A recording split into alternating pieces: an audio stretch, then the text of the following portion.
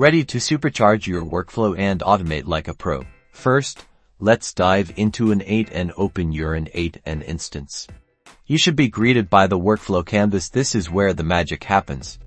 This user-friendly interface will allow you to build your automated workflow. If you haven't already, create a new workflow.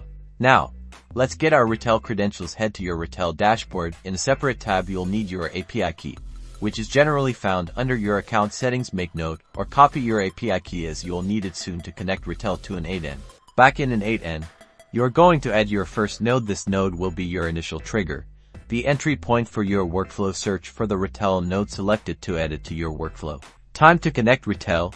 In the Retell node's properties, input your Retell API key which you copied from Retell dashboard. Test the connection to make sure everything is working correctly. Then define the trigger, configure your requirements, and click to test trigger. Fantastic!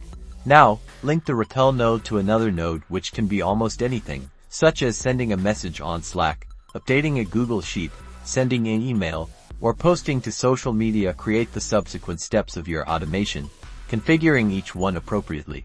After configuring your subsequent nodes, it's time to test your workflow. Make a call to Retell to test the functionality or trigger your desired trigger, and check if the action is working.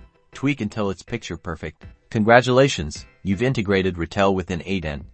Your workflow is now automating your processes. Experiment, iterate, and see the magic happen. Thanks for watching.